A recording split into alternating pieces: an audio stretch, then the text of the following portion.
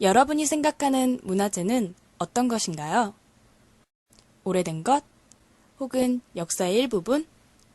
혹시 여러분은 문화재란 나와는 상관없는 과거의 무언가라고 생각하고 있지는 않으신가요? 세계가 인정한 세계 최고의 문자 훈민정음, 우리나라 국보 1호 숭례문, 천년의 고도 경주를 지키는 석굴암, 아직도 제자리를 찾지 못한 안평대군의 꿈 목류도원도. 이것들은 우리에게 문화재란 무엇인가라고 물었을 때 쉽게 떠올릴 수 있는 것들입니다. 그러나 우리 역사의 흥망성쇠 속에서 여전히 자신의 자리를 지키고 있는, 그러나 우리에게 잊혀진 혹은 우리가 알지 못하는 것들이 많습니다. 우리 문화재는 희노애락입니다. 혹시 어떤 게 일본 거고 어떤 게 한국 건지 구분이 가능하신가요? 잘 모르겠는데요. 그러면 왜 구분이 잘 안 가는지 그 이유에 대해 말씀해 주시겠어요? 그냥 보기에는 두 개 너무 비슷해서 육안으로 잘 구분을 못하겠어요. 그럼 혹시 그 두 개가 닮아 있는 이유에 대해서 아시고 계시나요? 잘 모르겠어요.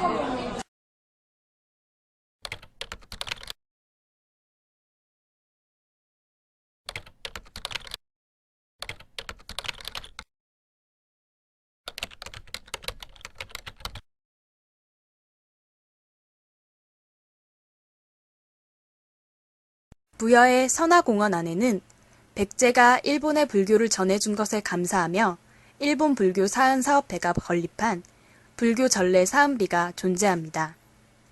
이렇듯 한국과 일본은 오랜 시간 전부터 문화를 공유해왔습니다.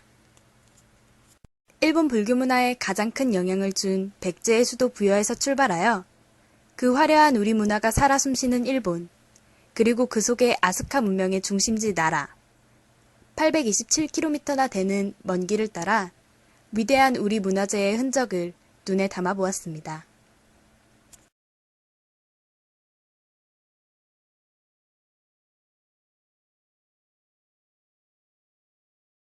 일본 아스카 역사공원 내 일본에서 네 번째로 큰 무덤. 무덤의 크기로 견주어 보아 막강한 권력을 지녔을 그 누구. 과연 누구일까요? 그 옛날 삼국시대에도 우리는 바다 건너 섬나라 일본과 교류를 해왔습니다. 당시 고대 삼국시대인들은 선진 문물을 일본에 전달하기도 했는데 이를 전달한 사람들을 도레인이라고 하였으며 이들은 일본 내에서도 아주 높은 평가를 받았습니다. 그중 일본의 아스카 문화를 꽃피운 쇼토쿠테자의 섭정을 이끌어낸 백제계 도레인이 있는데 이 무덤은 그 사람을 위해 만들어진 무덤이라고 합니다. 그의 이름은 소가노 우마코, 막강한 권력을 가진 백제계 도레인이었습니다. 일본어로 이시부타이라고 하는 이 돌무덤은 고대 삼국시대에 유행하던 횡혈식 석실 형태를 갖추고 있습니다. 횡혈식 석실은 판 모양의 돌로 안쪽에 방을 만드는 형식인데 이는 백제의 여러 무덤에서 확인할 수 있습니다. 한일 인연의 시작, 백제와 일본의 이런 인연을 여러분은 알고 계셨나요?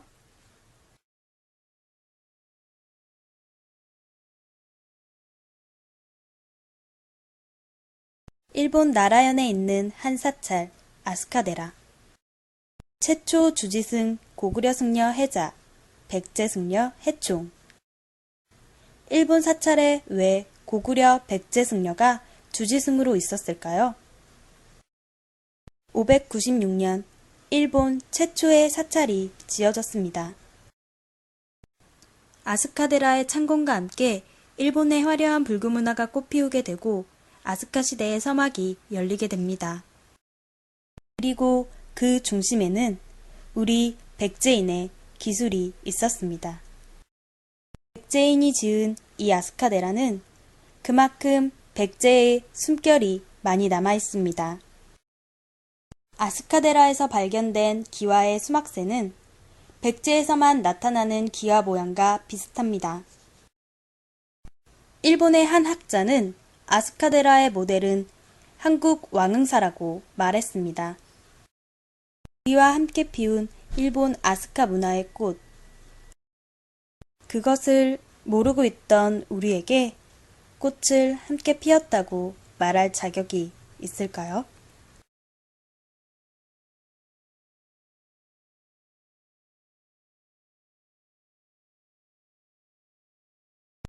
한국의 미소 국보 83호 금동미륵 반가사유상.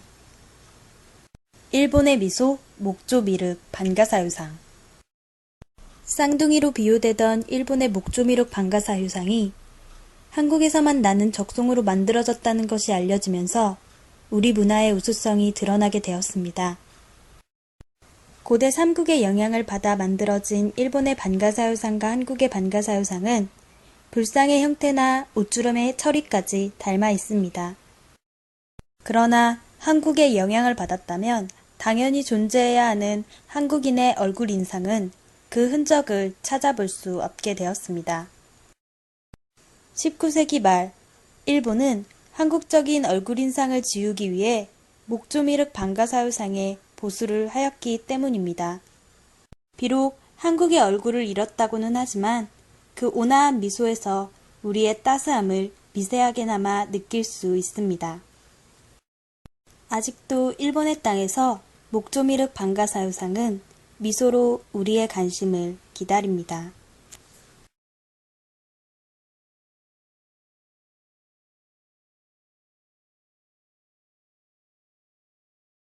일본의 주구지에는 쇼도쿠테자의 명복을 빌기 위해 제작된 일본 자수 천수국 만다라 수장이 있습니다. 그리고 그 자수에 새겨진 이름 하나, 가서일. 그는 고구려인입니다. 춤이 긴 저고리와 주름 잡힌 치마를 입은 여성, 바지 저고리를 입은 남성, 어딘가 익숙한 인물 표현은 쌍영총, 수산리 고분 벽화 등 고구려 고분 벽화와 흡사하여 고구려의 영향을 짐작할 수 있게 합니다. 일본의 멋에는 한국 멋의 영향이 스며져 있습니다.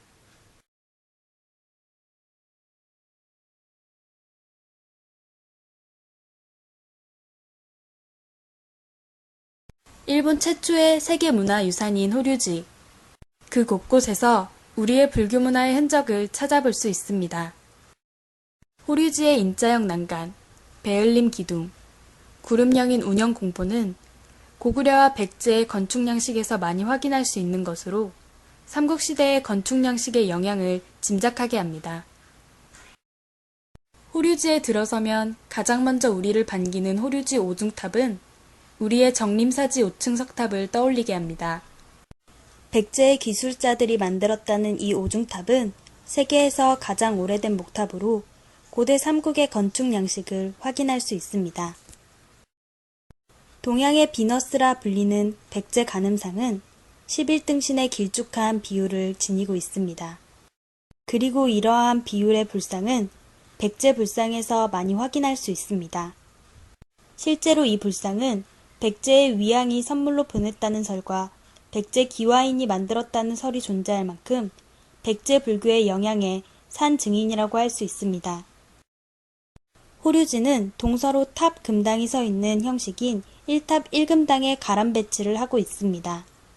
이러한 가람 배치는 백제 사탑의 가람 배치를 변형한 것으로 이 역시 백제의 영향을 짐작하게 합니다. 세계적인 칠공의 장식 미술품으로 찬사받고 있는 일본의 옥충주자. 옥빛의 벌레로 장식하여 초록빛을 내뿜는 이 주자는 주자의 건축 양식과 그곳에 그려진 그림 기법 등으로 삼국시대의 영향을 받았음을 말해줍니다. 한국이 물려주고 일본이 새롭게 창조한 그들의 유산. 일본 간서지방의 필수 관광 코스인 호류지를 다녀온 많은 한국인들은 과연 이 사실을 알고 있었을까요?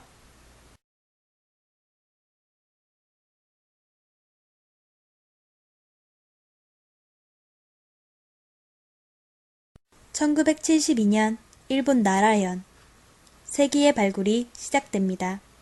다카마츠총. 그곳에서 그동안 일본에서는 발견되지 않았던 벽화가 발견되게 됩니다. 고구려의 화공 집단이 그렸을 것으로 추측하는 이 벽화는 보고 있는 것만으로도 고구려의 숨결을 느껴지게 합니다. 동쪽벽 벽화 속 여인들은 웃옷을 내밀고 색동 주름치마를 입은 복장을 하고 있는데 이는 고구려 수산리 벽화 속 여인들의 모습과 비슷합니다. 동쪽 청룡, 서쪽 백호, 현무. 그리고 발견되지 않은 주작. 다카마츠 총에서 발견된 사신도는 고구려의 무덤에서 발견되는 사신도와 유사한 그림 기법을 사용하고 있습니다. 고구려 멸망 이후 만국을 그리워하며 고구려의 흔적을 남겼을 고구려의 화공 집단. 1000년이 넘는 세월을 지나 일본에서 다시금 고구려의 숨결을 느끼게 합니다.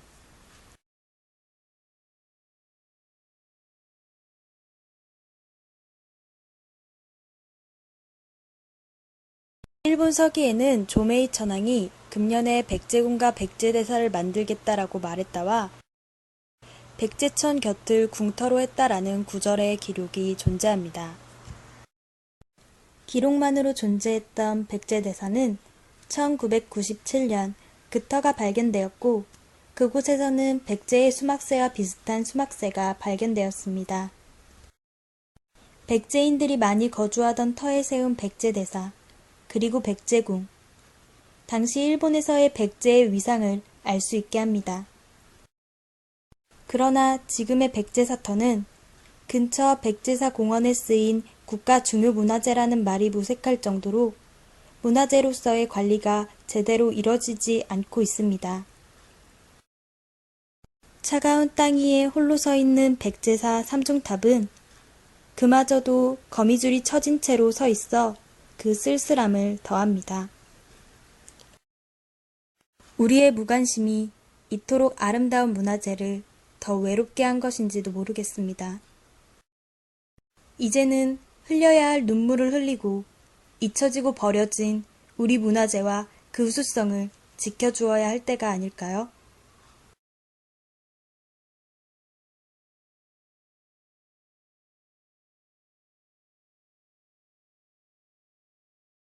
(2013년 7월 7일) 이날은 우리가 우리에게 부끄러워야 할 마땅한 날이었습니다. 러시아 블라디보스토크 주립의관대학교 안 안중근 의사의 독립운동을 기리기 위한 안중근 의사 기념비가 통째로 사라졌기 때문입니다. 언제, 어디로, 그리고 누가 왜 이 기념비를 옮겼는지에 대해서는 그 누구도 알지 못합니다. 2013년 7월 우리 100명의 상상 원정대는 일본에 존재하는 우리의 흔적을 찾아 일본으로 떠났습니다. 그리고 우리들은 그곳의 관광책자 어디에도 고대 삼국가의 연관 설명이 없다는 것을 직접 눈으로 확인하였습니다. 지리적으로 가깝기 때문에 많은 한국 대학생들은 일본을 여행하기 위해 방문합니다. 그러나 그들 모두가 고대 삼국이 일본의 불교 문화에 얼마나 많은 영향을 주었는지 모른 채 돌아가게 될 거라는 생각에 우리는 마음이 아팠습니다. 그러기에 우리는 우리가 앞장서 우리 문화재의 우수성을 알리고 문화재에 대한 관심을 이끌어내고자 합니다. 그리고 이것이 해외에 반출된 15만 2,910개의 문화재 반환의 첫걸음일 것을 믿어 의심치 않습니다. 우리 문화재 속에는 우리의 정신이 깃들여져 있습니다. 일본 속 우리 문화의 흔적이 일본적인 모습으로 존재하여 우리가 알아채기 어려울 수도 있습니다. 그러나 그 속에는 고대 삼국시대 문화의 우수성이 깃들여져 있으며 그 우수성과 정신을 먼 일본 땅 그 자리에서 여전히 지키고 있습니다. 우리의 무관심이 계속되어 우리 문화의 흔적을 잊어간다면 먼 훗날 우리는 무엇을 근거로 우리 문화의 우수성을 주장할 수 있을까요? 스스로 한국인임을 느낄 수 있게 하는 순간이 국가대표 선수를 응원하거나 역사 왜곡 현실에 분노할 때뿐일까요? 한국인이 한국인다울 수 있는 것, 우리가 우리다울 수 있었던 것은 우리 문화재가 자신의 자리에서 우리의 정신을 지켜주고 있었기 때문입니다. 일본 속 고대 삼국문화 흔적을 통해 우리 문화재의 우수성을 바로 알고 그것으로부터 자긍심을 느끼셨다면 이것은 제자리에 있지 못하고 해외에 있는 우리 문화재를 반환하는 데에 큰 기동장치가 될 것입니다. 관심의 시작이 이룸의 첫 발판입니다. 우리 문화재는 관심입니다.